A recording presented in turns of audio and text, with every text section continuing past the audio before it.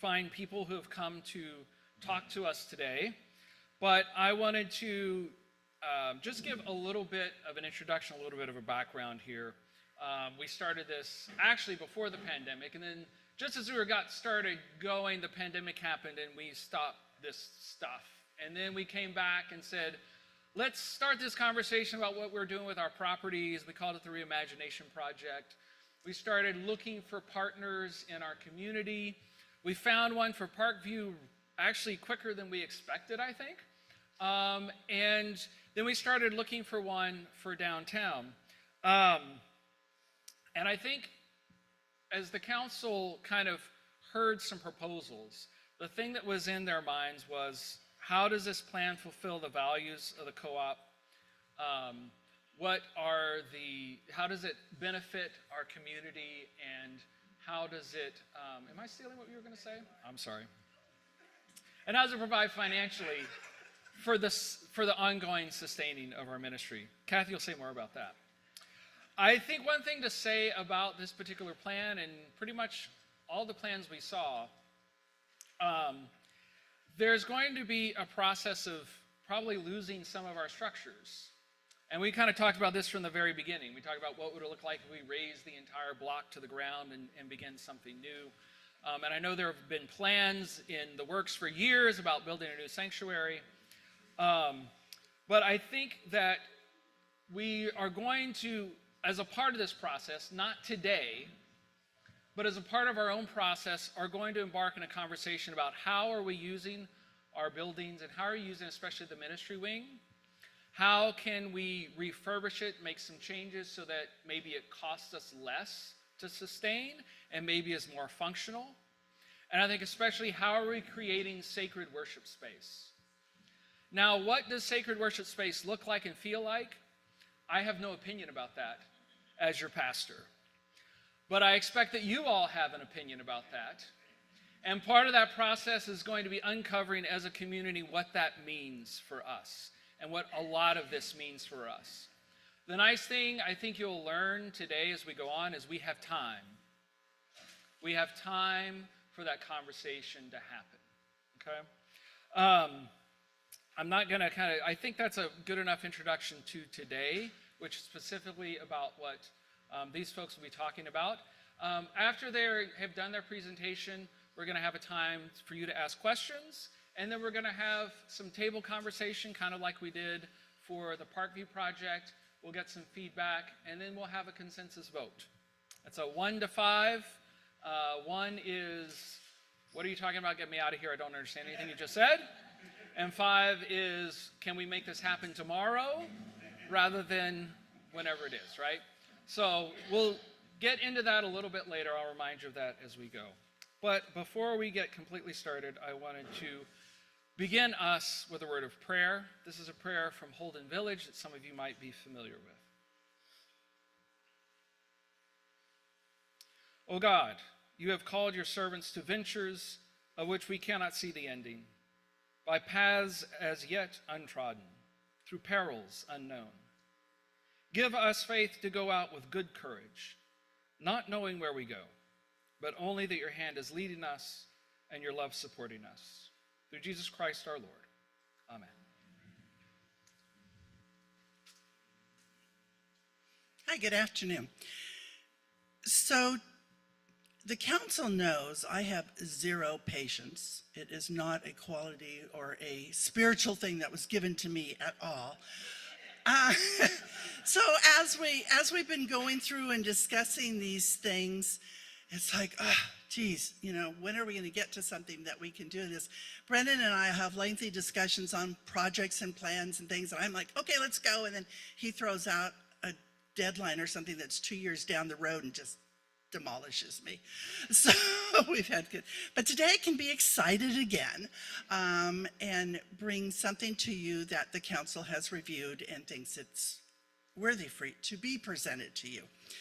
So part of the thing was that we did not want to bring just ideas and thoughts every time something came up and have a meeting and then go off with no substance to it. We wanted a full-blown plan. But that plan also needed to meet 4 criteria. So one, as Brenda started on, was it had to fit our mission and values. That was one of the most important things. It has to be helpful to the community. We weren't building a retail establishment on our property, but it had to be something that was helpful to our community. It has to provide for the ongoing financial stability of the co-op. That was one of the reasons we were looking at this at all. And fourth, it had to allow the co-op space downtown here. So those were the things that this particular plan met, all four of those. And so we thought it would be good for you guys to hear about that, discuss it. We are doing the same kind of idea we did with Parkview, and go from there. So I'm actually going to let Allie and Tara introduce themselves and their plan. Great, thank you so much. Okay, and I'm not used to using microphones, so let me know if I'm too close or too far. And I promise to try to not put you to sleep today, because there are some technical in the weed stuff I'm going to talk about, but I'm going to try to stay at a high level. But first, I'm Allie Davis. I'm a development associate at Elin & Co. We're based out of Portland, but we work kind of in the Mountain West region. So that's Oregon, Washington, Idaho, and we do have a project in Montana right now. So what our focus is on mission impact projects. That means affordable, middle income, community facilities, and then projects that also push the boundaries on sustainability. So as you'll see in our portfolio, we work with a lot of nonprofit partners. We work on a lot of our own projects that really make sure that the community that we're working in both has an input on the design and the feel and what is being provided in the community with the project that we're developing, and that also that we're achieving the levels of affordability that the community needs. Because as you know, Oregon has a huge affordable housing crisis and a housing shortage. So with this opportunity with Cooperative Ministries, you have this beautiful block, this beautiful location, and a great opportunity to provide something amazing for your community that is going to stay here for a long, long time. So let me pass it to Good morning, everyone. My name is Tejara, and I am the interiors lead at FFA Architecture and Interiors. We are a local-based in Portland, Oregon, architecture and interiors firm, and we do a lot of public work, a lot of community-based work. We get most excited about mission-driven projects like this one, where we can really support and engage with folks like yourselves to create something meaningful in the community that will really be impactful for years to come. We are a firm that's been around for 60 plus years and really welcome opportunities like this to connect with local developers like Allie's firm. We are really excited to be engaged in this process, and our role would be more focused on kind of developing the design with you, working with your community members, and in creating that look and feel and kind of the layout, working to create that vision for you to ensure that we're going to develop a space and a project that's really going to hit all of your goals and values that have been communicated. We are working in McMinnville right now. We have worked with the city for quite some time, but we are doing the navigation center with one of the local nonprofits here and the city, only a few minutes away from this facility. So we're really excited to continue the relationship with your wonderful city, and look forward to talking with you more. Thank you. Great. All right. So I am going to just run through this slide deck. I'm going to try to be as brief as possible to allow ample time for questions, because I'm sure there'll be questions. But let's see. Am I pointing somewhere? Oh. I just have to poke it in the right direction. I want to make sure. I didn't turn it on. Oh. There you go. Try it now. Perfect. Awesome. I love it. Okay, great. So what I want to talk about today to you is what an affordable housing project actually means, because there's a lot of things that come to mind when someone says affordable housing project, and a lot of that is not based in fact, or just I'll kind of describe a little bit about more what that means. How does it work? And then what, of course, is Cooperative Ministries' role in the development process? So before I dive into some of the details, just wanted to show you a pretty picture of a project we've done recently that I think kind of shows the scale and maybe vibe of what you might envision on your property here. So this is a smaller project that we did in Boise, Idaho. It is 3 stories, as you'll see, and it ended up being 48 units. But this is a good idea of what the scale could look like. We're actually contemplating more of a 4-story building on your project, which Tejara will talk about a little bit more later. But this gives you a good sense of what a project could actually look like at the end of the day. So then, what is an affordable housing project? So when I talk about affordable housing project, I talk about the capital A affordable housing project, which really means a project that's subsidized by public funding. So that could be federal, state, and or local subsidy for the project. And what that really means is that rents are restricted and set at or below 60% of area median income. So area median income is set by the government. So that's not something the developer can decide. That's something that's prescribed, and we know exactly what rents can be set for the tenants of this project. So again, that's 60% AMI or below. I'm going to go into a little bit more detail on that in the next slide. But there's also an affordability period. So I know we got this question last time, but depending on what public subsidy you're getting, whether it's from federal, state, local, and or both, there are certain requirements of how long the project has to remain affordable, meaning that rents cannot go above 60% AMI at any time during that affordability period. And that period is again set by the subsidy and the requirements of the funder that you're getting funds from. This can also be negotiated by cooperative ministries if you say, we want this to be affordable and restricted forever, or as long as it's affordable housing, as long as cooperative ministries is the owner of the land. You can say that, and that's something that would be negotiated in the ground lease agreement, which I'll talk about a little bit more also. And then of course these affordable housing projects come with compliance requirements. So the funders, the government, or whoever is giving us funds is checking in on us every year to make sure that we are not leasing the project at 60% to folk who are at 200% AMI. There are compliance requirements and income requirements that are reported annually, and to make sure that the project is serving those who were intended to be served at the outset of the project. Quickly on the key partners and roles of a project like this, there's going to be the developer, which sometimes is one entity and sometimes is multiple.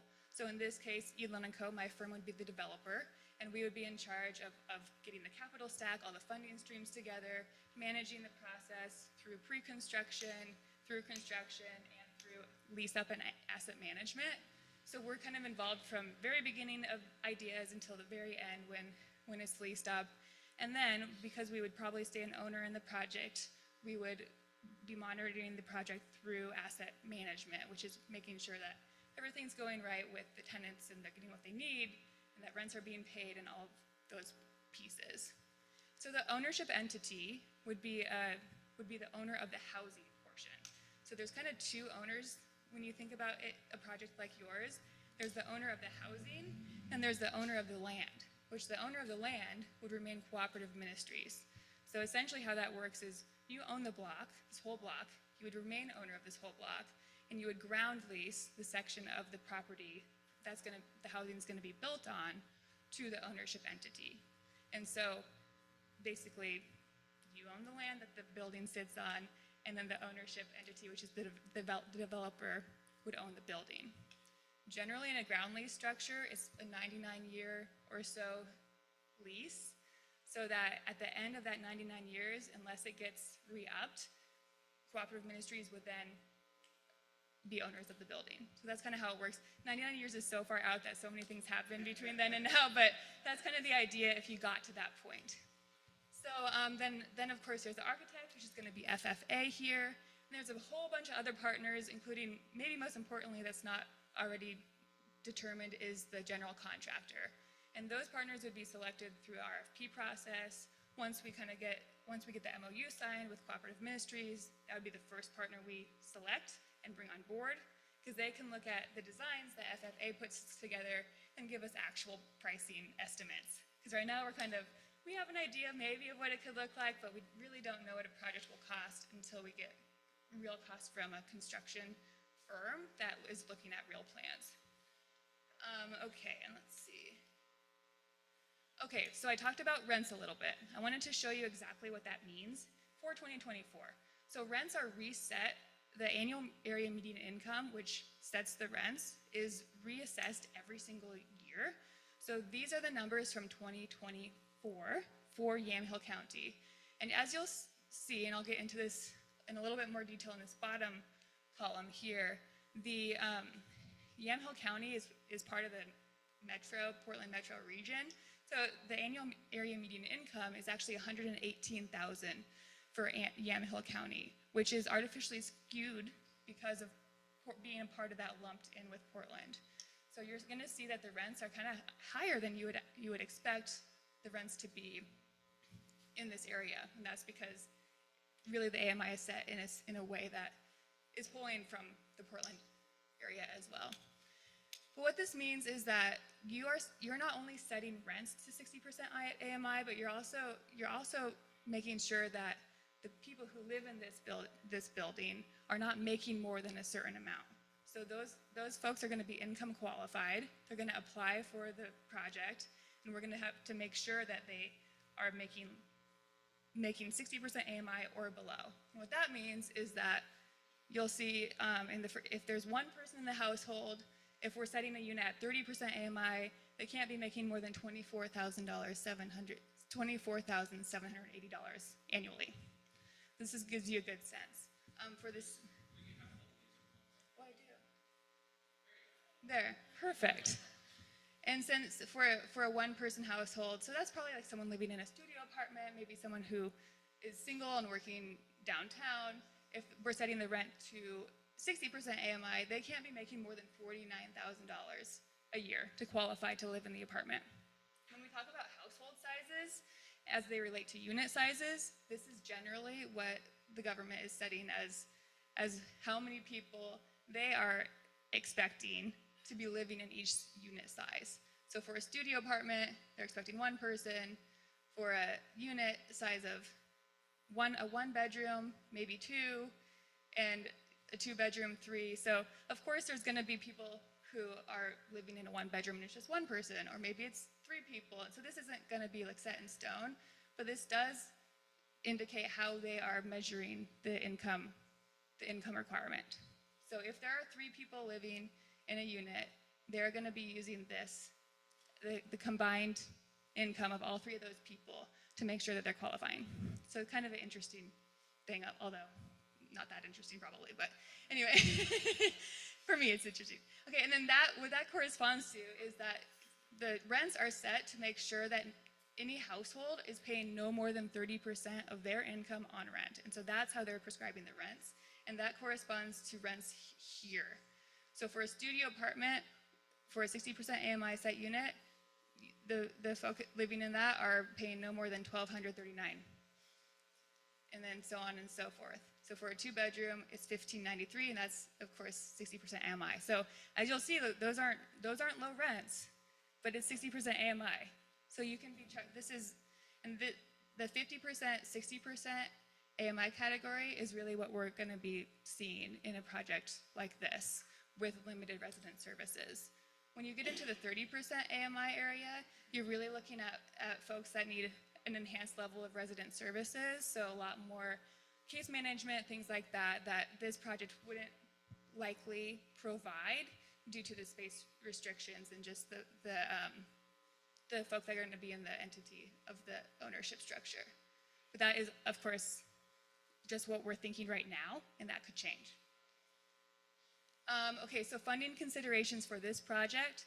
So this project is expected to use low-income housing tax credits, that's a federal program, and LIFT, Oregon LIFT funds, which LIFT stands for Local Innovation Tax Credit, that's the state fund, and then SDC, which is Systems Development Charges, waivers. So basically that's just the city of McMinnville saying you don't have to pay this fee that we would normally charge to a market rate apartment building.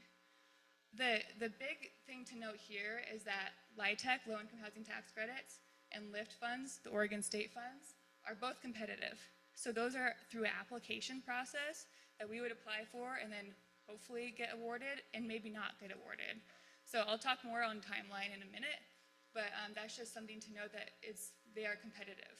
The next round of LIHTC is not going to be available until 2025. And again, I'll talk more about what that looks like and means in a second. But the low-income housing tax credit is really important because it is a huge part of a capital stack for an affordable housing project. Some projects, smaller rural projects, can get away with not using LIHTC funding. But for a project like this, it is about 40% of your capital stack. So if you don't have that, you have a huge gap to solve for through other means that right now are not really available. On the cooperative ministries side, so what that looks like on the land side and how cooperative ministries stays involved is that, again, like I said, the cooperative ministries owns the land and leases it to the project via ground lease. So in exchange for that, the project is getting an initial payment for going into the project, and then they're also getting an annual ground lease payment every year. So right now, how we have it analyzed is that you would get an initial payment of $250,000, and then every year you'd be getting $50,000. Those are just random numbers right now that made our pro forma work, and it really will depend on, and anyway, so that's going to be an iterative process. It probably will land somewhere around here, but it really depends on a lot of different factors, which I'll talk about in a second when we talk about capital stack, what these numbers look like. But again, as it stands right now, our pro forma is working using these numbers. Okay, so now the really fun part is the capital stack. So this is where you look about, this is all of the funds that we expect to come into the project, and this is everything that we are paying for. So I talked about low-income housing tax credits. You'll see that this is contemplated as the largest source of funding, and this is that federal program I mentioned. You have the LIFT funds, which is the Oregon State, again, Affordable Housing Fund, which is the second biggest chunk of funding. So really without these, we don't have a project. So that's why it's important, and I'll go into it again with the application and how it works to actually get these funds to make the project work. You'll see the SDC waivers here. That's an in and out. So essentially, generally, the city would charge you this fee, and in this case, they're not going to charge us the fee because we're affordable housing. And then there's this developer fee, which is interesting because when you apply for funds through the state and government, they allow you a maximum developer fee, which you always max out because some of it stays as cash fee that will go to the developer, and then some of it can become deferred fee, which is kind of a contribution back to the project, and same with the contributed. So this is something I won't go into the weeds on, but what it does is it helps raise our eligible basis for project costs that are eligible for low-income housing tax credits and helps us get this number higher than it would be otherwise. So that's something we don't need to talk about, but that's why you see it here. And then, of course, there's the permanent loan. So in all of these projects, you do still have traditional debt, and really in a world where these funds are competitive and you're more likely to get these funds if you're asking for less, the more permanent debt you can put on the project, the better. The caveat is that that permanent debt is restricted by how much rent you're able to get on the project, and since you're lowering the rents, you won't be able to support as much permanent debt as a market rate project might. So then just real quickly, you'll see the costs. So I talked about the ground lease payment. I talked about the land payment. Those are both that money that goes back to cooperative ministries. The construction contract is kind of what you expect is what it costs to build the building and get all the materials and labor and everything that you need to build the building. That's this. Other hard costs, that's kind of things like security, furniture, those type of items. Soft costs is a lot of the architectural fees and other consultants. Financing costs is everything that's required, and you'll be like, why is that number so big? It's because affordable housing projects with these funding sources have a lot of additional legal fees and things like that really increase this financing cost number. And then, of course, the contingency, which is super important to have contingency because there's always costs that you don't foresee, and there's also escalation that happens from the time you bid a project to when you're actually building the project. And then the total, this is, so this number is based on numbers that we ran, of course, without any real construction numbers. So we would expect the project to maybe be in this range. I would guess probably higher, maybe a couple $1 million higher. But this is not just an example, this is numbers that we actually ran for the project based on FFA's initial design. So, and then timeline. So the timeline, and I just want to put a big caveat out there that this is very optimistic and this is the fastest that it could possibly happen, because there are some big unknowns there, but it is kind of good to get a sense of what could be. So the first thing we would do, of course, is, oops, go back. So summer, fall of 2024, that's kind of where we are right now. We're almost in summer. Hopefully we get there soon. We developed the MOU, or Development and Disposition Agreement, with Cooperative Ministries, and so that would be a negotiation on like how we're working together going forward.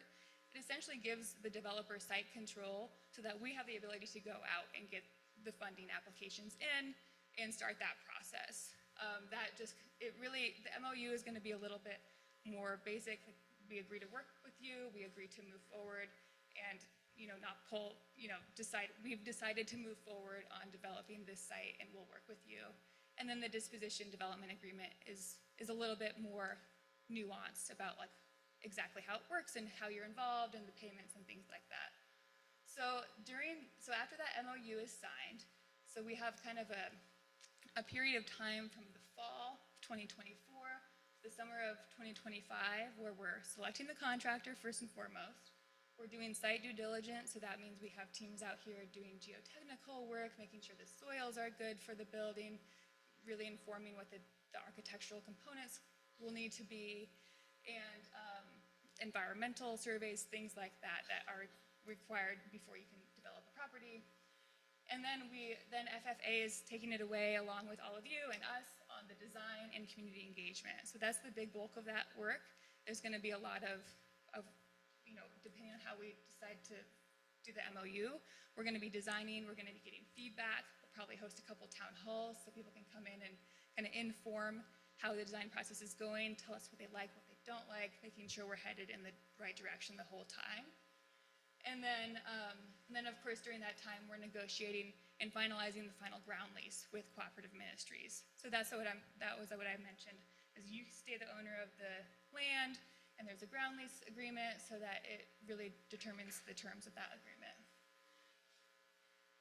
In approximately fall, which I want to put also a big caveat here, but let's just say fall for now, we're going to be submitting the funding application for both the low-income housing tax credits and the Oregon LIFT funds, which are actually through the same application. Once we submit that, we'd expect to probably hear about financial award in the winter of 2025, and then once we have funding, then we would probably be at a point where we can move the design forward, and maybe over, let's see, what did I say? So if we get funding awarded in winter, we can move the design forward and get to a point where we have construction drawings that we can submit to the city for permitting. And we would expect, given this time, to maybe submit for permitting in the summer of 2025, and then we maybe say 6 months for permitting, and then that means that we would get permits back and approved in winter 2026, which would trigger the financial close and construction commencement. So a lot of steps involved before you can actually start construction. And then once you start construction, for a building this size, maybe we'll say 15 to 18 months for construction. So that means you're looking at spring or summer of 2027 for construction completion, and then folks start moving in. So back to the caveats. We, right now, Oregon Housing Community Services, OHCS, which is the funding distributor for both funds, they revamped their application process and have not submitted their timing for when applications will be available. So that specifically pertains to the low-income housing tax credits, which right now, I mentioned that they are not going to be available till 2025. That's because all of the funds for 2024 have been exhausted, and really, I won't go into the weeds on this, but it's not so much the low-income housing tax credits as the barrier, it's the private activity bonds, which are required to go with the LIHTCs. And so right now, all of the private activity bonds have been exhausted in the state of Oregon for 2024. And so those will get re-upped in 2025. And we don't know how much is available, and we don't know when the application will be open. So those are two big unknowns as it relates to timing. In previous years, we would expect this timeline, but just given the unknowns and that they're working on revamping the process, these two items might get pushed. And that, of course, would push everything back accordingly. So say they don't put the applications out until winter, we get funding in spring, everything just kind of shifts forward accordingly. And then another caveat for the timeline is that it is a competitive process. So if we are unsuccessful this first year, you just wait till the next year, right? So until more private activity bonds come up and are available, then you just try again. And eventually you hopefully get it. But it just depends on who is applying that given year, where they are applying, because they do want to distribute the funds throughout the state. So it does help that we are in Portland Metro technically, but we are outside of Portland and McMinnville, so that does help us. But it's just, we just don't know how competitive it's going to be.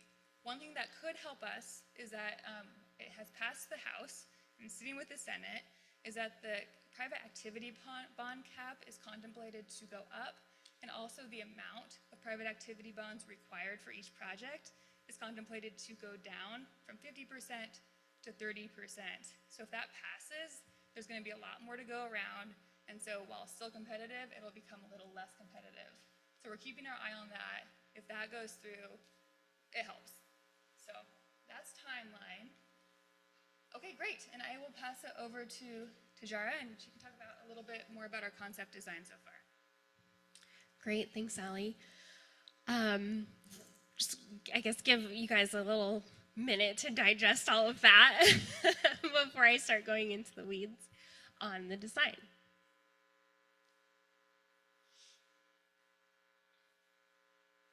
Okay, so for the initial concept, we are looking on the right-hand side of the screen is your block. Let's see here. This is the building we are in right now, and we are looking at the affordable housing structure, basically creating an L shape around that building, so that we would have access this way and this way into the space, and into this current building, and then across here as well. So we're looking at a 4-story building. So it's wood over concrete basically just means the structure of the project will be concrete at the base to support it, and then wood studs throughout the other floors above. So the total is approximately 55,000 square feet across those 4 stories. And we're looking at about 68 units. So that 60% AMI Allie spoke to earlier, we're looking at 56 one-bedroom units along with 12 two-bedroom units. So this is addressing basically a more individual and maybe smaller family scenario. As Allie mentioned, this is still up for conversation and figuring out, depending on really the folks that you want to be supporting in this property and this project. Then on the ground floor, we do have 5 units that would have exterior entrances, these here up at the top. So that could look like kind of walk up where you would be able to have kind of sidewalk access rather than just all units up above. The ground floor would also include some tuck under parking, which is right here, and the property management and resident services offices, so basically like your leasing office. There would be some amenity space, but as you can see, this area is fairly small. And so there has been conversation about potentially sharing some of those common spaces that are in this building as a way to kind of enhance what's available to the residents and make that connection for all of you in support of the project and building that community across your full block. And then parking is definitely a big component here, as you can see with the building kind of taking over the majority of your block. That would be losing parking that you currently have. But luckily, we are able, because it's affordable housing within the city of McMinnville, they actually require quite a bit less than kind of your traditional parking requirement amount. So that helps us a lot in terms of ability to create something like this on your property. That leaves approximately 22 parking stalls for your use here today in this building. Obviously that is much less, so that will be something to get used to from what you have, but you hopefully can think about all of that you're gaining from a community mission perspective, as well as the lease agreement. Then for the number of those parking stalls, depending on how that amenity space kind of wants to shake out, that may need to decrease accordingly if we need to build in more kind of supportive services or amenity spaces for the residents.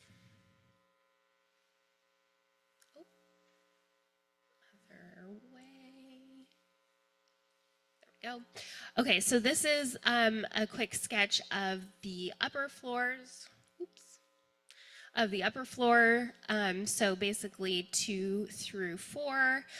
So you can see kind of the units wrapping around in that L shape that I spoke about, and then kind of maybe more of the corner units that would be the larger 2-bedroom, and then kind of within the middle sections would be the 1-bedrooms. The kind of yellow highlighted area would be the common corridor area, and still have kind of some courtyard area space as well. And then again, this is your current building that we're in right now. Okay, questions?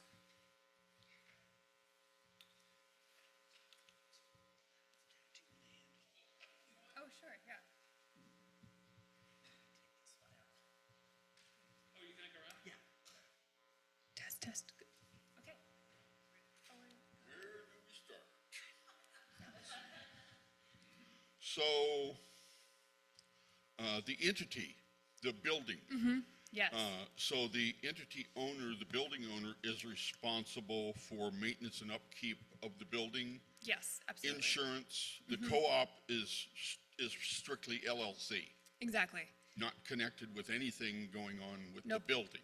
Nothing related to the building, unless you want to be. That we assume Sure. that you didn't, but you're the land. You're responsible. Well, you're the land, so your connection to the building is through the ground lease, and that's it. So I didn't see church space, worship space.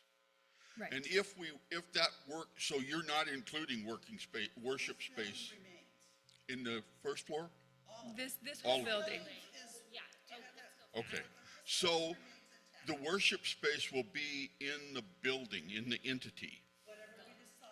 Does the church pay rent to the entity for the worship space? No. So essentially, how we have it structured is, so Cooperative Ministries owns the whole site. Yeah, and that's a whole block, right? That's the whole block? This is the whole block. Yeah. This is where we're sitting now. Okay, So what you would be doing is ground leasing us this L shape, and so so does this You keep- building remain? yes. So And you real keep quick, this. so Thank you. real quick, all of the plans that we've seen have said it would be foolish to tear this building down. Yeah, okay. And so, I didn't hear that. I didn't understand that. fair enough, fair enough. And so part of our conversation about this before we brought this to you was we also get a provision of some funding, and we have some funding to do some work in this building to make it more usable for us. We have some ideas about how to cut some costs, how to make some changes in here, and also how to use this space to create something that feels like a sacred worshiping space. Yeah. And we'll probably transform something like the Great Room into something. So along worship those lines. space during construction, where she had winter of 26 to some 15 to 18 months to summer of 27. That timeline doesn't work out, by the way.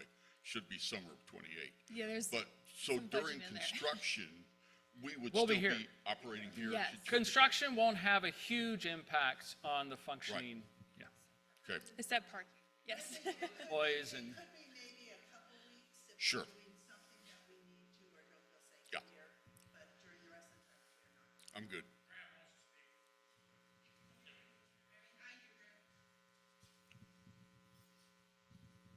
Okay. Now, as I understand from what you said, it's 50-something units, correct?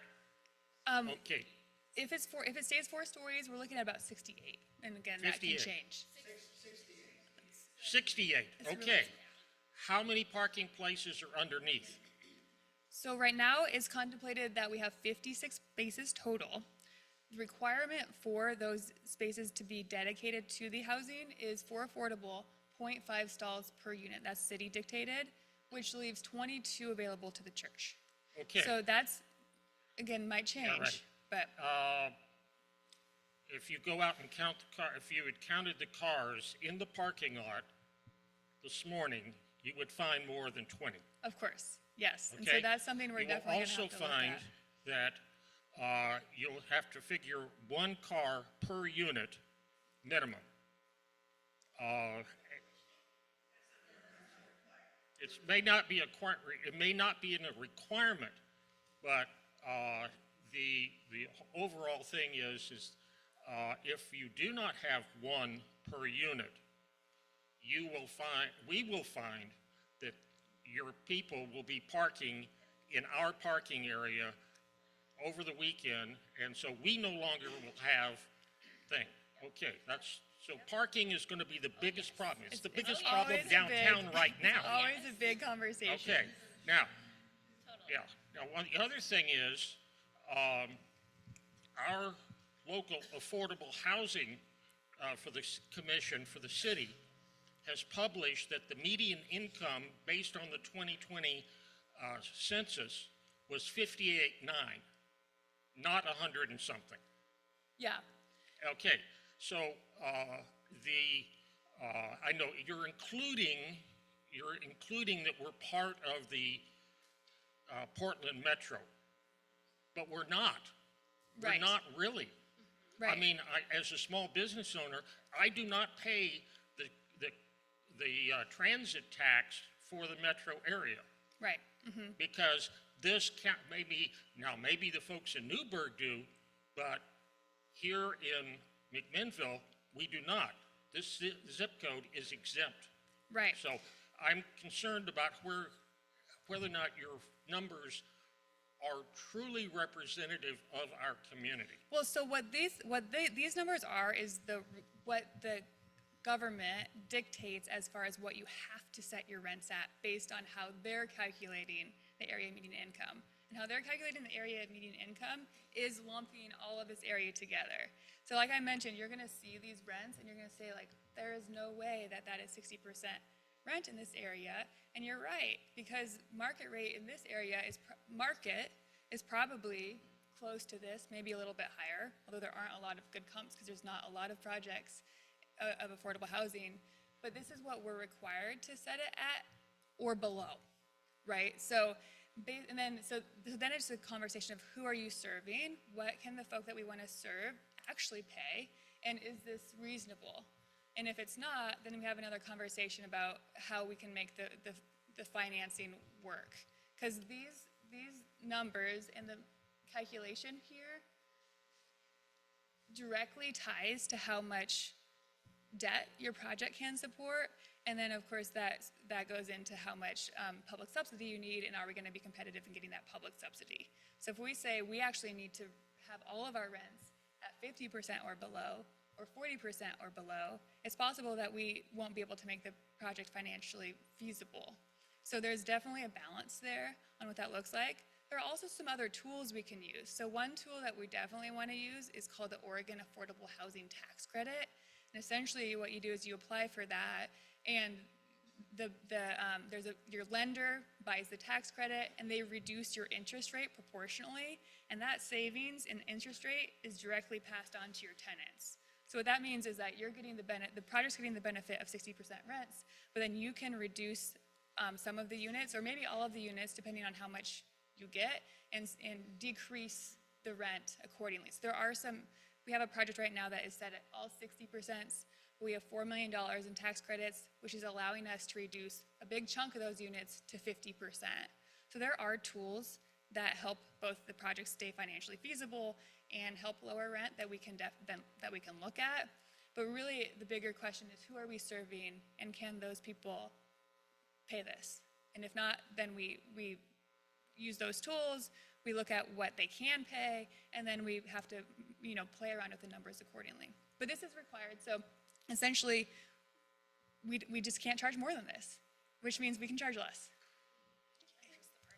Just to address the parking concern really quickly, there is always a discrepancy between what is code required and city jurisdiction required, and what is actually preferred and ideal for the folks living and then the community folks adjacent to one of these projects. So that is going to have to be something that you all, as a community entity that will remain on the site, have to decide what is the priority.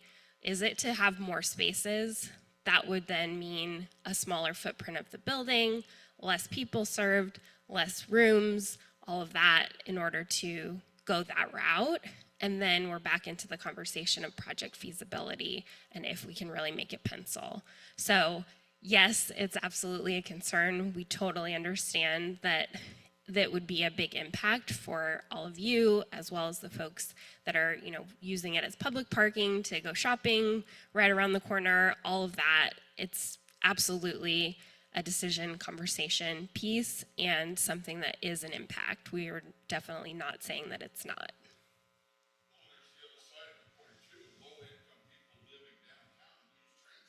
Right. Hopefully, yeah. Hopefully.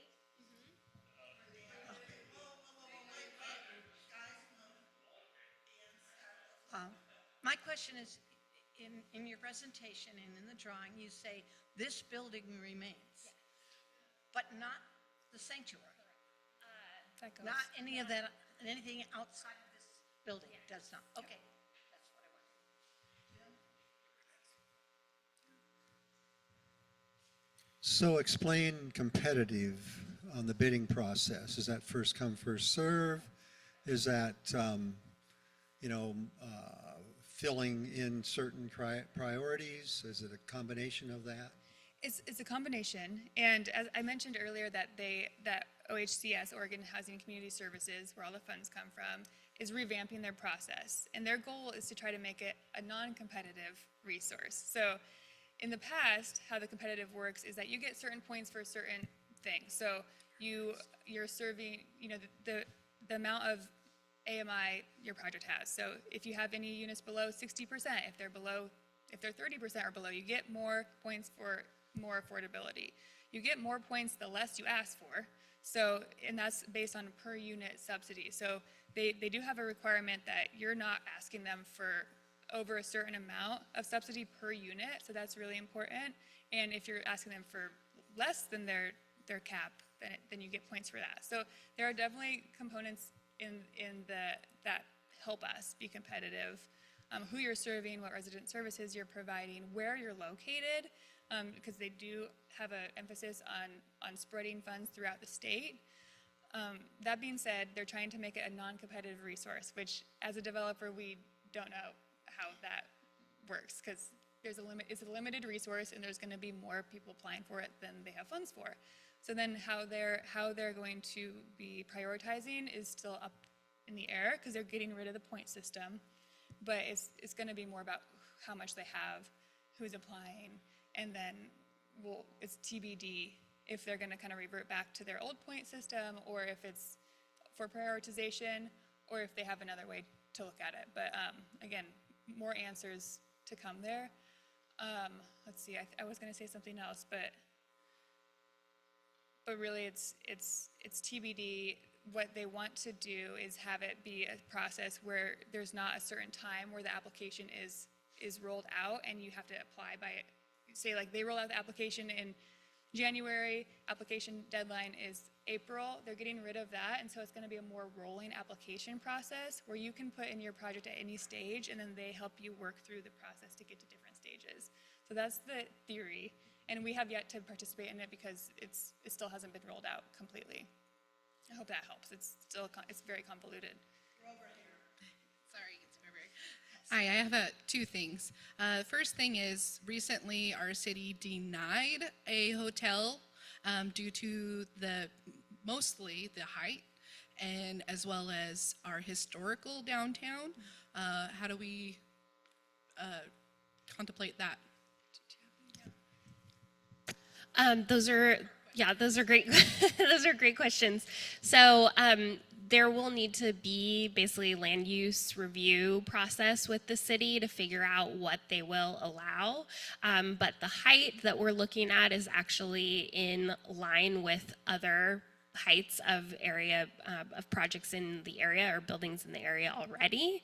So we're hopeful that that is going to be comparative and not an issue. And also just for the scale of the neighborhood, we don't want to try to go super tall either. And then from the historic standpoint, because we're off of Main Street, we don't anticipate that they're going to require that land use review and design review process to be an intensive one in terms of trying to make it look exactly like kind of the Main Street. But if we need to incorporate some of those design elements, we are very savvy and used to doing that with all different types of design overlays, and still giving it a modern feel if that's the direction we want to go.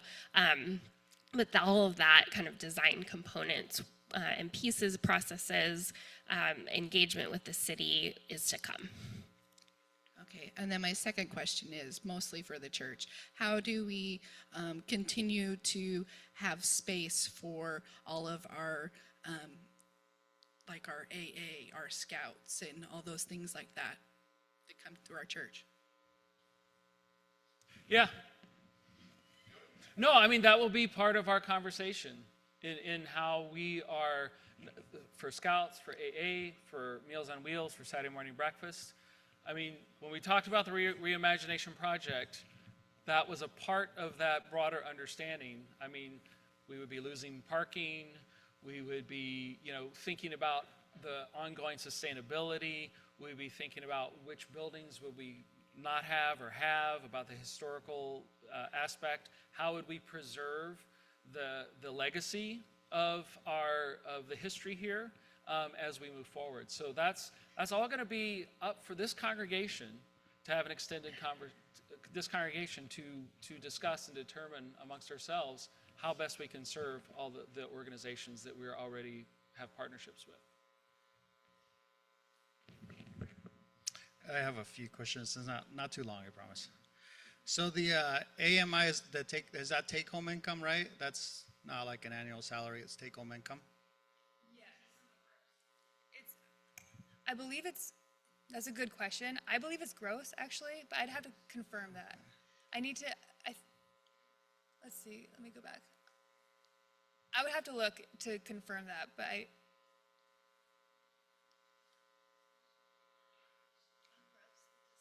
it's, gross, okay, yep. Okay. And then, so that's adjusted annually? Yeah, so every year, Right. tenants are re-income qualified, and this is actually a question I always ask myself. If you qualify and move into a building, and then the next year you make more, you don't get kicked out. You get to stay. So essentially what the rule is, and it would imply here, is that if you have a building where some of the units are restricted and others aren't, the building would have to make sure that one of the other units becomes affordable to replace that. But in a project like this, where they're all going to be 60% AMI or below, essentially tenants are grandfathered in. I don't know if that was your question, but No, I mean, it's just, wanted to- these are short Yeah. questions. So then rent is adjusted annually as well? It is based on area median income, so then it can go up. The big one for me is the 50,000.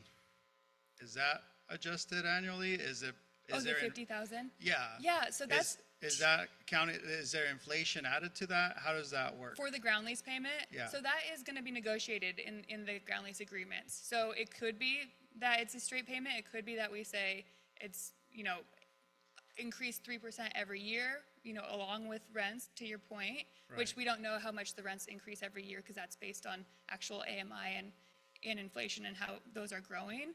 But that will be negotiated in the ground lease, and it could be a number that goes up over time. Well, the reason why I say that is because the whole point of it is the longevity of the church itself, at least Right. for us as members. And we're looking at 50,000. So then my other question is more, I don't know if you can answer to this, Jim. What's the median household contribution for the church? No idea. Okay. Because I'm looking at it, right? So let's say, for example, we had 25 families at a $3,000 annual giving rate. We would be, if it was just 50,000, we'd be functioning on a 125,000 annual budget for the rest of time to come, right? Obviously, if it's including inflation when it comes to the members themselves, and then including inflation when it comes to the 50,000, or a way to increase that, then that makes it sustainable so that we actually can function 50 years from now. I just to maybe put a little bit of a context for that, the vendors and power and annual maintenance for our structures is $70,000 a year. Yeah, that's without salaries and all. Without staff time, but just the base cost. I think that's my concern, is trying to figure out what, and then of course, so this is, you guys weren't in the room, I'm going to say it anyways. So, so that's the part where I struggle, right? So I'm looking at, if you're doing 56 plus 12, you got 68 units at like 1,250 times 12. So you're collecting a little over $1 million of annual rent. Obviously, there's a ton of costs related to that when you're collecting that. But the project is about 34 million, 38 million. So after about 40 years, then it is mostly income, and actually there's a lot of that. You know what I mean? There's a lot that the project itself is gonna make long-term wise if you're looking at a 100-year project. And so my hope would be that that we would be able to negotiate something that is sustainable for the church long-term, instead of, because if we give all that up, and then we're 50 years from now, we only have 5 families here, and we're not actually sustainable, then that was my other question too, is what happens if the church dissolves to something like a land use agreement? Right. Yeah. So lots of really great questions in there, and again, like a lot of that will be negotiated in the ground lease agreement, and that's conversation with you too. Like what actually does that number mean? And then it all goes back to what is financially feasible for the project, because on these low-income housing these low-income housing projects, you're not able to increase the rents to the same extent as a market rate would be, so that you're having a lot of excess revenue, because there are a ton of operating expenses that go into it. So a lot of times on these affordable housing projects, you're essentially breaking even after you consider that deferred development fee getting paid out, which that's a whole nother conversation. But I think what I want to say is that we are open book in these. So what we'll do is we'll be able to say, here's our pro forma.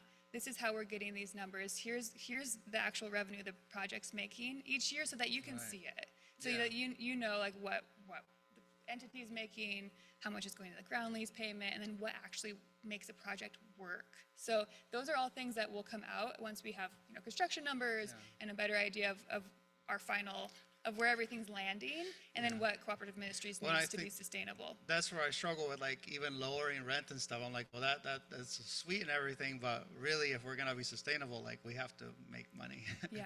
At the same time, you know what I mean? Yeah, and I guess I wanted just to say too, like, and we're contemplating Cooperative Ministries only staying as the landowner with a ground lease, because that's. But Well, if, and I if you just come mean and in say, terms of what we would get as a contribution, Yeah, not in terms of us getting any percentage in particular Right. from rent themselves, just what we ourselves would get from Right. that, from the deal itself. Because that is possible to structure it that way, to have cooperative ministries be a part of the entity structure. I think there's reasons why you wouldn't want to do that. Right. Maybe reasons why you would, but mostly probably that you wouldn't. And the- That is an option. If that's something that you wanted to consider, we can go through the pros and cons of that. My last one, and it's just a silly one, so I'm just gonna add to the whole thing. There is no way to guarantee parking, right?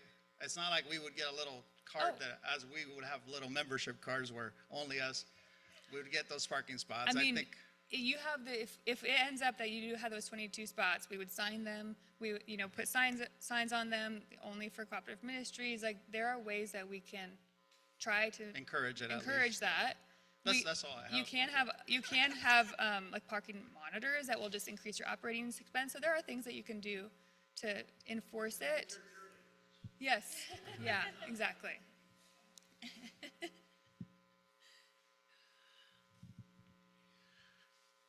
The city is going to be working on rewriting the transportation plan, maybe starting this late summer or fall. I'm going to be on it. They've asked for 2 representatives from the commission, so I'm going to be on it. And I've been doing a lot of research about parking and bicycles, et cetera, et cetera. So let me throw this open to you. We need citizens to be on that committee, all right? Think about it. Parking is a factor everybody feels, but there are things that have to be changed in order to make housing work. If you have to walk 2 blocks for your second vehicle, you may have to walk 2 blocks for your second vehicle. I'm just throwing that out as a concept. There's no committee formed yet. There's no ideas on the table.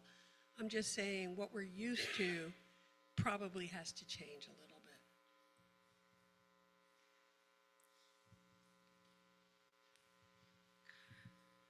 I just need a clarification in regards to the setup here. I see apartments on the L where the current sanctuary building is and will be taken down. What is going in there? Doesn't show apartments or anything, or is it That would be apartments? the 22 spaces, parking spaces. Ah.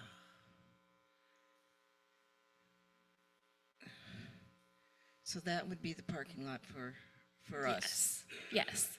our parking lot. Okay. So we want to, Who would pay for the demolition costs? So that would come out of the total project budget. So it would be part of the development. So cooperative ministries would not. Really, cooperative ministries doesn't pay anything besides what it costs to work on the ground lease with us. Otherwise, everything construction related, including demolition, that's part of that project. The development of the affordable housing is part of the project cost.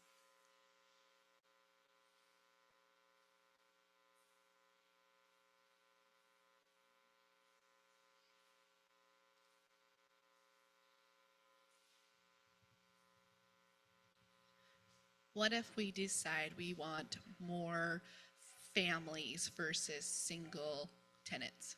Great question. Yeah, so we would just change up the unit mix, but we would also have to make sure it's financially feasible. Because it is, unfortunately, the way it's set up now, it's more expensive to build bigger units because the cost per bigger unit is more than the amount of rent that increases based on the increased rent size. But that being said, we would relook at the unit mix, add more 2-bedrooms, remove some of the 1-bedrooms, and then you would have less units overall, but then more bigger units. So it's all about a balance and part of the discovery process. So part of the conversation, absolutely. unless there's burning, we're going to make this the last question so that we can get on to our group discussion, because we promised these guys about an hour. And us. My main concern is the parking, and I can't picture too many neighbors that are going to be on board with this, because if there's 2 people in the unit, there's 2 vehicles, especially if they're commuting back and forth to Portland. well, then you're going to have how many block radius where absolutely every parking spot is taken on the street, which a lot of neighbors may not like. So Yeah, absolutely a question that's going to come up over and over, and more exploration will be done there. You know, part of it is we're going to be looking really hard at who's going to be living here. How many cars do they have? Do they work downtown? Can they walk? Are they taking transit? Like, those questions are what we want answered, because you know, if we're hoping that we are serving folk that have one car or less, that are using transit, that are walking to work. That's kind of the ideal situation. Reality, who knows? But it's something that's going to be a continuous conversation that we're going to continue to explore. Of parking, that would be pretty cost prohibitive, just based on our experience. But it's a great idea. It would limit how high, because we can only go so high. So then it reduces the amount of units you have, and then you can't get revenue for it. So it's difficult. I would also say that I've talked to a lot of downtown business owners who are desperate to hire people because no one can afford to live in McMinnville right now, which means no one can afford to work in McMinnville right now. And so this offers a possible opportunity. Parking is going to be an issue. Parking is going to be an issue, always, full stop, period. So I think what Beth was saying, not only for us, not only for everything and everyone downtown, it's a real pressure. So I want to go to our conversations, and we've got the questions already up. Could you take that down? Because now they're reading instead of listening to me. All right, thank you. I just want to quickly reiterate, you know, a little bit, just set a little context for our conversation before we get into it. You know, as we began this conversation, you know, a few years ago, and to reiterate what Kathy was saying about how we kind of came to this, you know, something that was an alignment with what we believed, what we held to be valuable, what we felt the community needed. And in our conversations in the community, housing came up again and again and again and again and again, and almost no one really wanted to talk about almost anything else was housing. And that's why pretty much all the projects that we have talked about, including Parkview, is about housing. And then you've kind of seen financial stability, you know, how is this contributing to our financial stability? Of course, there are still details to work out. And I think as we go into conversations, I want to hold that as we begin this conversation together, that we're not like putting rings on each other's fingers and signing a marriage license yet. You know, we're asking in this process right now, would we like to date these guys maybe? You know? And kind of get to know one another and know what the plan is, what are, you know, as we go down, what are the financial, you know, ramifications of this? You know, what does it look like if we decided more family, 2-bedroom apartments versus 1-bedroom apartments and things like that? These are things that are going to be part of the ongoing sort of conversation that we're going down. And so what we're kind of asking here is the same thing kind of with Parkview. It's sort of a soft yes. And it's saying, look, we're gonna start learning about this more. We're gonna get more information, because it takes time and money for Edlin and the architectural firm FFA, Future Farmers of America, right? Okay, takes time and money, like, to learn more about all this stuff, and they want to hear from us, you know, that we're willing to move forward in this partnership, at least to learn more about it. And that's sort of where we're at. We're not signing any papers or looking at any specific definite numbers, okay? So we're going to have the table conversations. Look at, there's only 3 here, so we might want to split one of the tables up that has a few more members so we're a little more balanced. I need a scribe, a volunteer scribe, who will be the sharer of what the conversation at the table is, okay, to take notes and share it back with the group. And we've got, I think, 3 or 4 questions. Now you can put the questions up. So, to sort of frame your conversation, what we'd like to know is,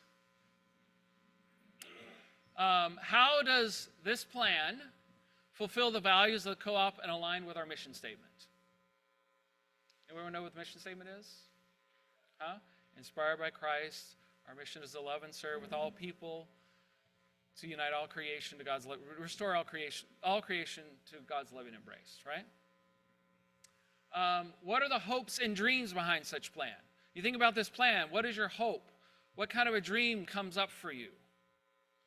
And then what might be a concern about this plan? We heard some of them already, you know? What is your concerns about this kind of a plan? And then, you know, I talked about this before, right?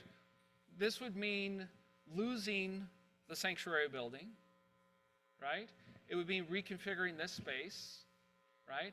But in honesty, like, what do you feel might be gained and what do you feel might be lost in losing the sanctuary building? What might be gained, what might be lost? Okay? And I hope you can think of both of those as possibilities. Okay? Any questions? Okay, talk amongst yourselves, pick a scribe, and we'll come back in about 15, 20 minutes.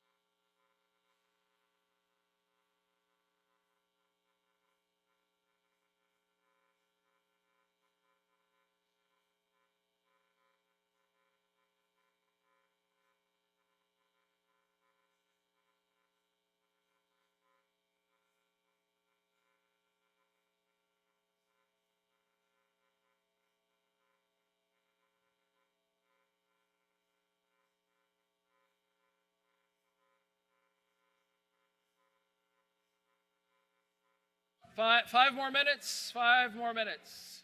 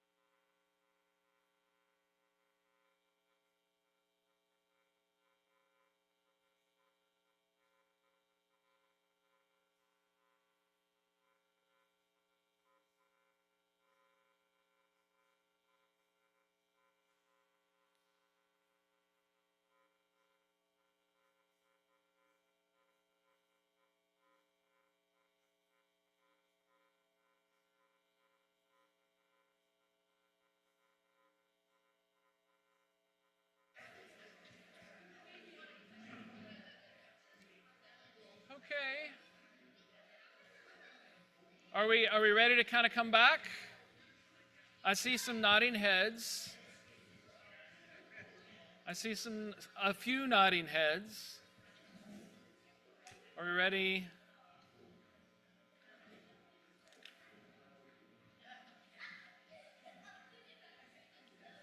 All right.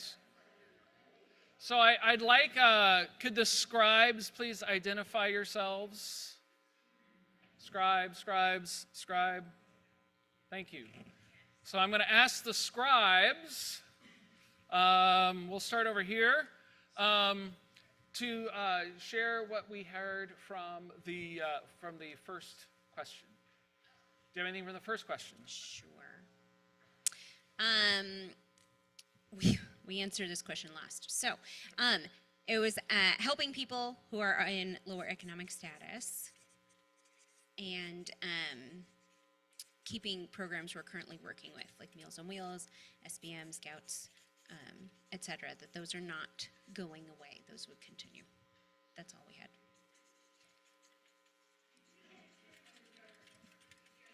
It is. It's on. Okay, sorry.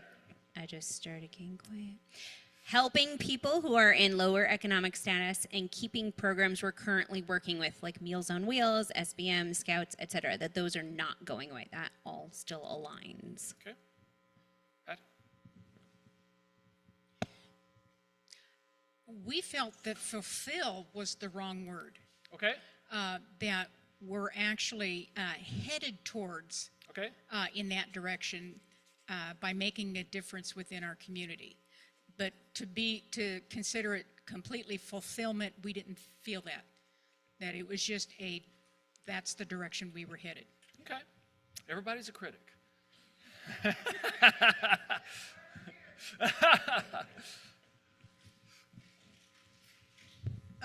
I don't think we had much concerns with the first question. I'd say we were in great agreement with what's already been said. Okay. Any one particular? Okay. Rebecca Stable gets a star. Well, our first thing was that it doesn't address the homeless or the addiction, but then we decided that that really wasn't the goal. Housing is a first element on the road to recovery, and that this building would address kind of the middle range, maybe people who can't afford to buy a house in McMinnville, people who are being retired, people who are being priced out of the market could afford this. Who's the lucky person over here? So we had some mixed kind of opinions on this one, but I think that everyone at the table agreed that from like a financial perspective, if we want to fulfill our values, we need to be like able to operate. And so that sanctuary building needs to become something that does that. So that, allows us to do that. And that, that there's a community need for housing, and that kind of meets the church's need for income. And then also just to like reiterate the community's need for housing, like we are actively living that experience, Josh and I. Mm-hmm. So that's kind of cool that the church can come in and maybe address that. Okay, why don't we stay with you, and we'll go to the next one. What might be some of the hopes and dreams for such a plan? Hopes and dreams, we talked about financially being able to make this space more workable is kind of a hope and dream that project might allow.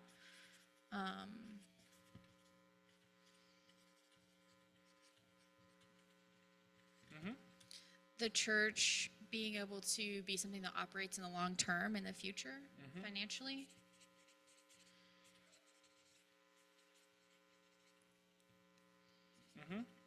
And then the idea that maybe there's a possible connection between the people who would live in this housing and the church overall. Maybe they could be part of our community in some way, or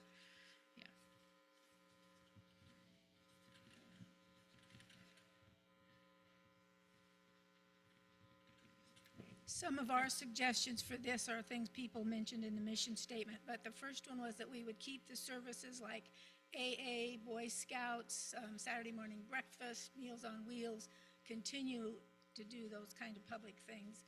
The other thing is that we would have a sacred space that would make one feel worshipful. And then the third thing was that this project would actually do what it says it will do.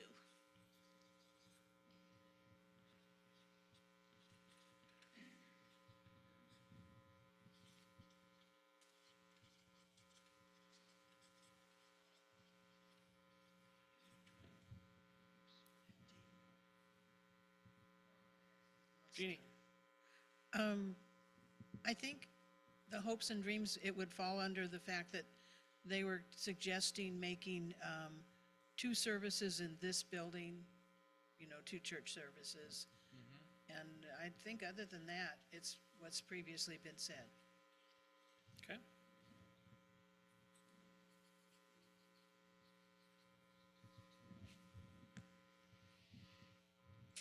We talked about a hope and dream being creating a new sacred space to be able to honor the sanctuary stories, histories, and kind of how do we make that part of the space here, both in terms of physical pieces and in terms of stories. So are there things that we can physically move here? And then how do we also retain the stories and the history? And what might that look like? Yeah, ours was where we wanted to keep this church going, so. Okay. Is that the, yeah, okay. Why might be some concerns for such a plan?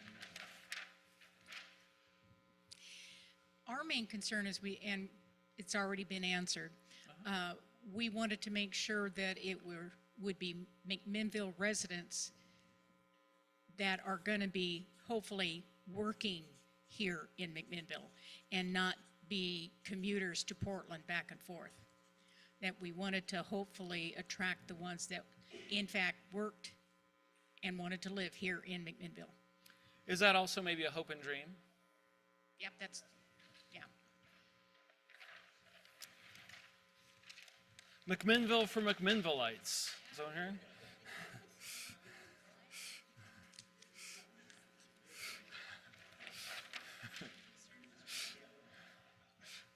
Okay, concerns.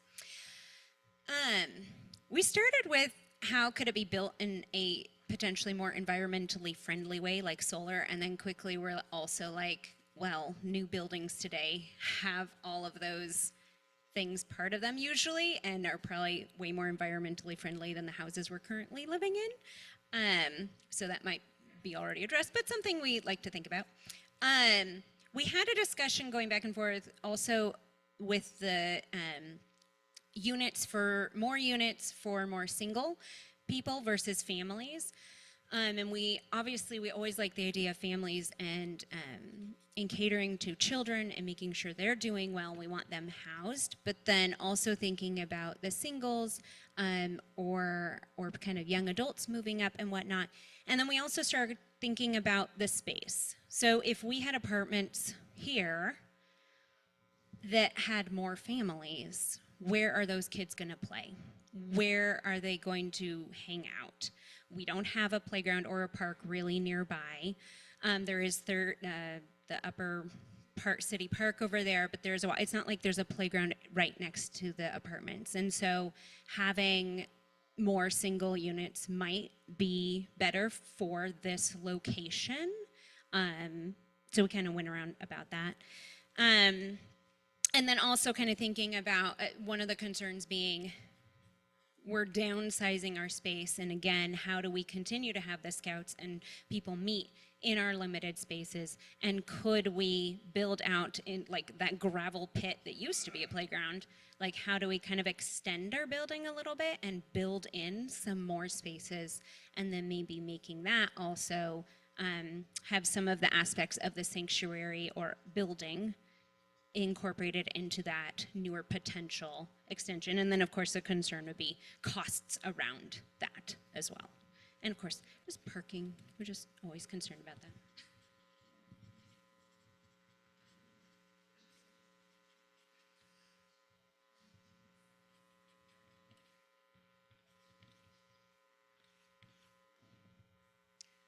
One of the concerns our group talked about was, I know that they said the 4 stories was acceptable to this downtown area, but we were kind of wondering, how are our neighbors going to feel about a 4-story building right next to them, and, you know, that concern.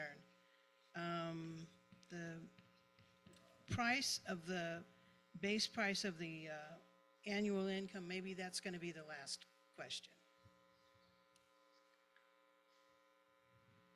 Ally, aren't we equivalent to a 4-story now? wasn't that, we are 2 stories, but we're height, I believe we're equivalent, was what I'd heard, but you might not know. At least 3.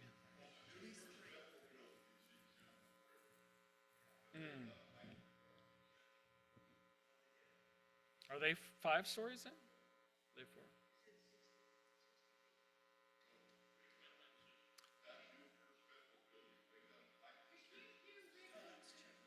Okay. Can't hear Rick on Zoom. So there's conversation, for those on Zoom, there's conversation about what the height requirements and limitations are according to the city. First Federal got theirs extended. I think it's 80 feet, if I remember right, but I don't remember exactly. Don't quote me on that. I don't work for the city. It's come up in conversations before. Okay, our Go. concerns, the first one was parking, which we have sort of beaten to death today already. And second was handicap accessibility to the parking lot. And then it was brought up that this is a downtown church, but none of the members of this church live downtown. And then public transportation.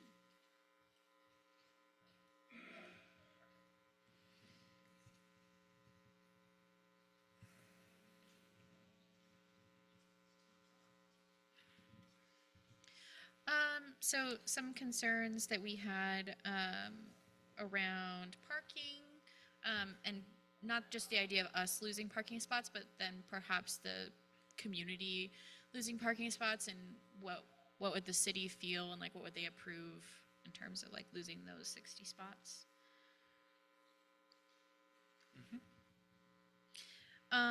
Concerns around, you know, like this has been mentioned, but the groups that would use the spaces. And then there was a concern around the current layout where kind of the old sanctuary just becomes a parking lot, and yeah, just that's a concern. And like for more of like a meaning kind of perspective of like that being like a sacred space, and yeah. And then concern around like the affordability of the 60% rent thing.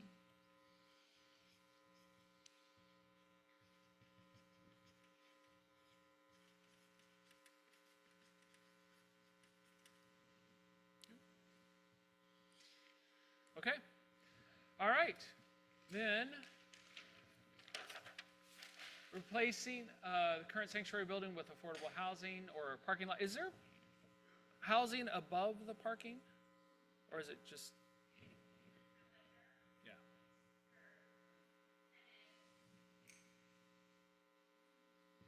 Okay, so the question is about parking below housing.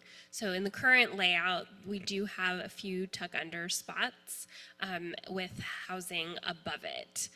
So that is part of the layout. So you could, some of the residents would be able to park underneath the building, and then the housing is above that. I don't remember off the top of my head what the number was. I think it might have been 10. Oh, tuck under. Yes. Okay. Under. Yes. So the 20 parking spots for you all would be the, would not have multiple levels at this point. Okay. No.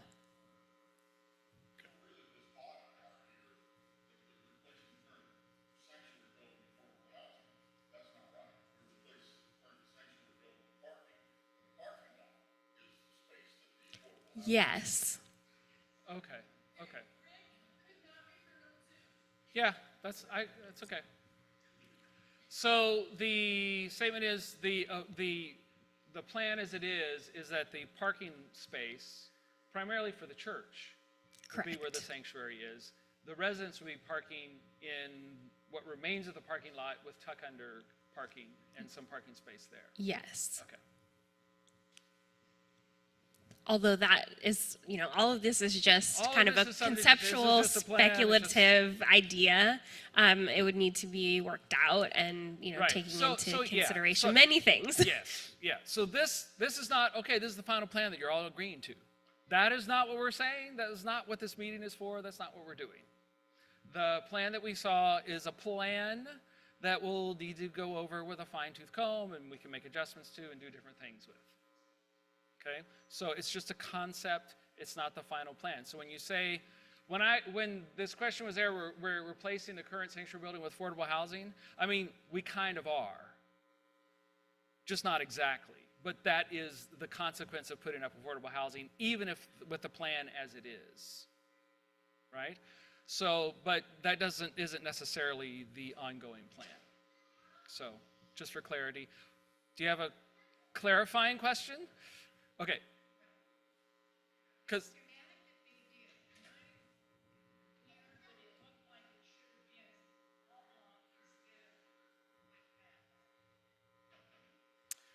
let's leave that. So I'll let you talk to the architects about that. And again, it's a plan. We'll work it out. I think it was a concept based on previous things that they've done before. So it's not final enough maybe to ask those questions. Okay. What might be gained or lost? So we talked about the gains financially, and that we not just gain the $50,000 that would maybe meet some of like our operating costs needs, but then we're also having the benefit of not paying the maintenance costs that we're paying next door.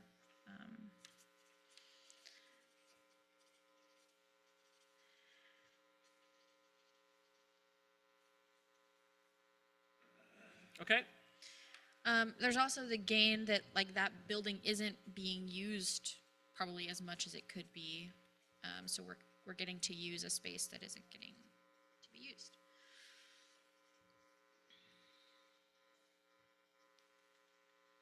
Thank you. Yeah, those are the gains. Loss?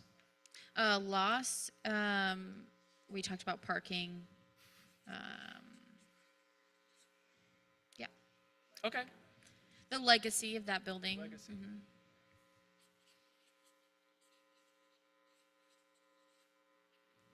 Okay.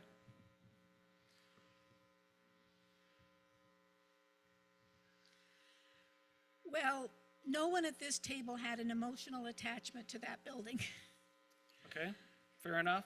That's a good way to preface your statements. Yes. I do know some people who have very strong emotional attachments. Sure. One of the pluses was eliminating the expense of maintaining that building. Mm-hmm. And then something that would be lost is it was pointed out that 3 AA meetings meet in the social hall every week and every day, and if there's space to accommodate them in this building. So those were our concerns.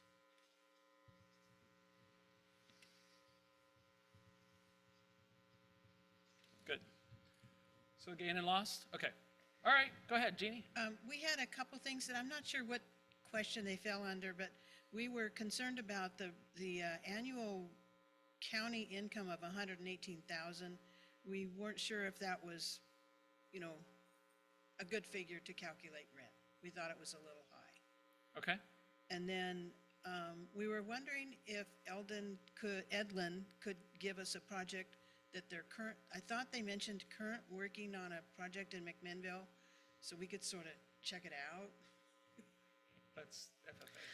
Yes, just to clarify, I had mentioned the navigation center that we're working on, which is just on Southeast Adams, just maybe a few minute drive from here. It's not an affordable housing project like what we would be doing here.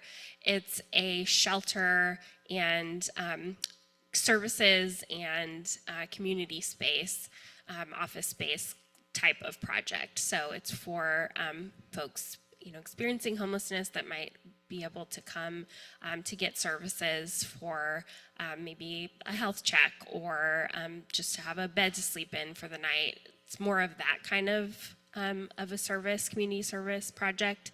It's not a housing project like this would be. Okay.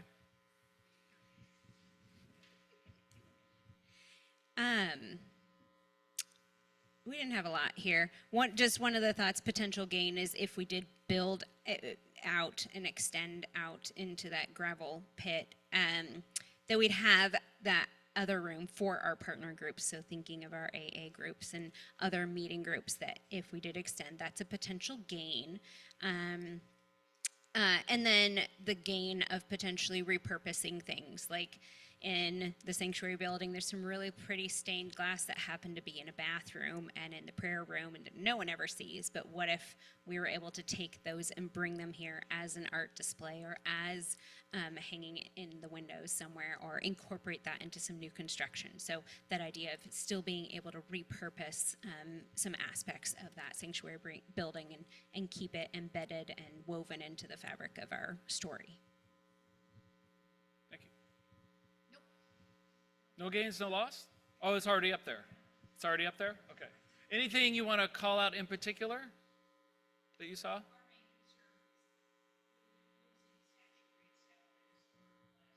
Okay, so that's kind of legacy. Yeah, yeah, okay. So, you know, going forward, I mean, I hear some questions, some more about, oh, go ahead, Linda.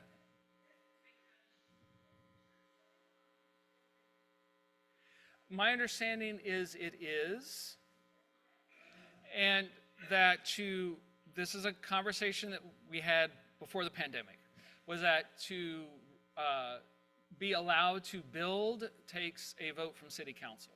So the city council can allow you to tear it down, or to, yes, takes a vote from city council to kind of remove it from the historic center. And doesn't mean we have to do that. It might mean, or build another building that incorporates certain aspects of that. So that's will be something to be worked on if we go forward with it. Anything, I think there are a couple of questions, like there are questions about like how do we get some of these numbers and stuff like that. So it might make sense at some point if we move forward with this to invite Ali back to answer some of these really in-depth, because she knows more about, like, my head's already spinning a little bit. So I think she could answer some financial questions and some of like what the state governments and the different regulations around affordable housing and things like that, because that's really her bailiwick. So we might, you know, if we move forward with this, have a session specifically to talk about those sorts of things so she can explain some of that in more detail. Yes, ma'am. It's right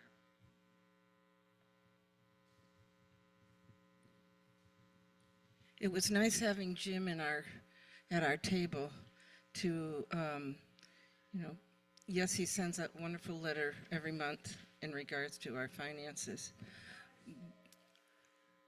Okay. Oh, I've got competition.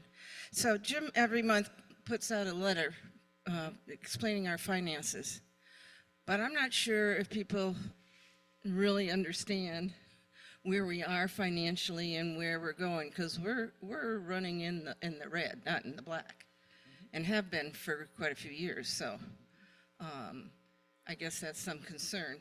One of the concerns is where we are financially, and if we stay where we're at, or, you know, continue the way we are, or just do a little something, where we're going to end up being, which is nowhere. Yeah, thank you. So I'll just tell you this real quick. There is no church that is going to be surviving off the pledges of its members in the next century. It's just not. It's not how most churches work now that are financially stable. There are other sources of income. There are endowments. There's a legacy fund. They have partnerships. They have groups that are renting out space to run ministries and programs. And so, for the future stability of any congregation, putting together a package that allows for ministry to take place is kind of where our future is leading us. And that is, as I said, that is the climate. That might not be the weather in every place, but it's definitely the climate of going forward. And so if you don't know a lot about that, I encourage you to read. There's a book called Not Your Parents' Offering Plate that will address a lot of those questions. Go ahead, Jim. So I'm the treasurer, for those that you don't know, and also the chair of our finance committee. Drew the short straw and got those assignments. And and resisted, but Brennan said, no, you don't have to do the bookkeeping. We got a good bookkeeper. We need somebody who can communicate. And so the idea is to sustain the church and to use our resources in ways that let them work for us.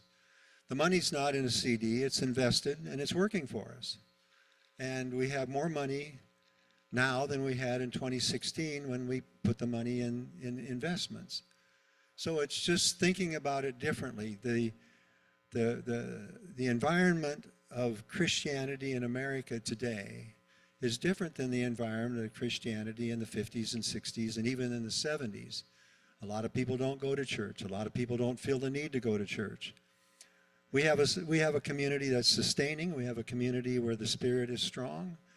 And, you know, our situation isn't nearly as rough as it was for the 12 when they encountered the risen Jesus back when the Romans were going to kill him for being Christians. So we need to roll up our sleeves and do our work.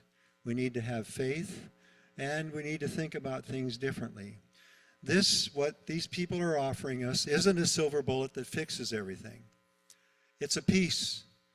It's a multiple faceted thing that we need to do to sustain the church. We sustain each other as a community of faith.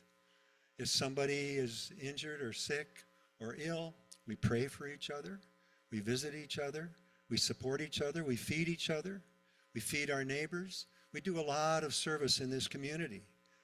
And we want to sustain that. I believe we do anyway. Each of us has a voice in that. And as your person in charge of the finances, I can tell you that we can't sustain the way we're doing things now indefinitely. But we can if we trust God, we have faith, we talk with those that are friends of ours about this community of faith.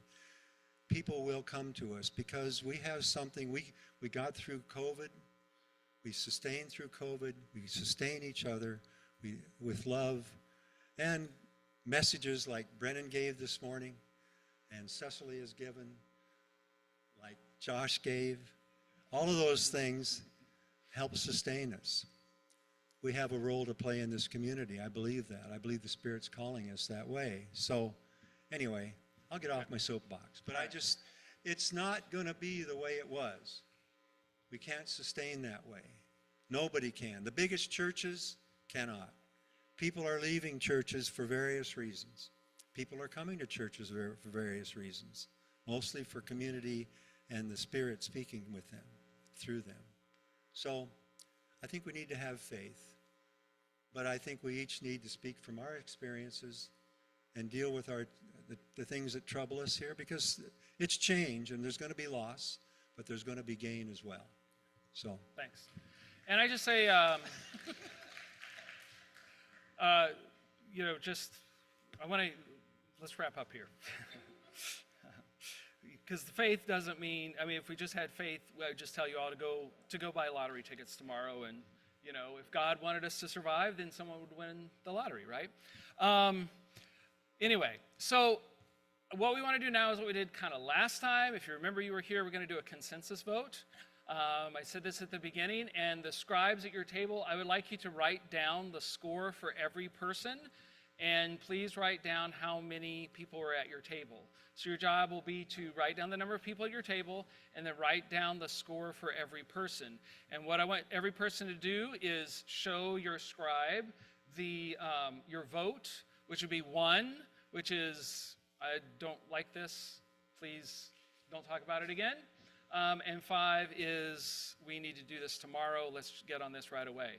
And what this is about, again, is not like, here's the architecture plan, here's all the financing, we're already done. But we want to, this is interesting enough to begin to engage in this process in earnest and to give them permission to invest time and money into continue to developing the plan, okay? So yes to a second date, yes. And what this will do, you know, we'll take a look at consensus, and if the consensus is strong enough, we'll begin working on an MOU. And I also encourage you to come back. We have another one of these in 2 weeks as well. If you still want to learn more, you still need to process more to be a part of it. This is not like one vote and you're out. You can come next week and vote again. Vote early, vote often. You can vote next week. If you want to change your vote, that's fine. This is not official voting. Yes, ma'am. Yes, yeah. Don't write names down. Just write the number of people so we know how to create an average. And then just, if you would show your scribe 1 to 5, and we'll just give you a few minutes for that.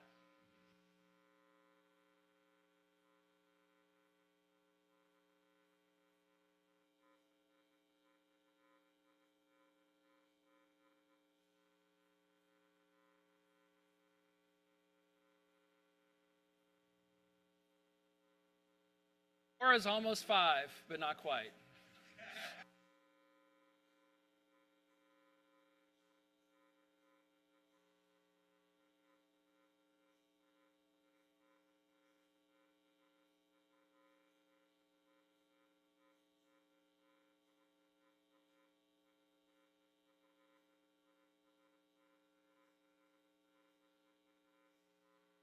Everyone got their vote in? Everyone done?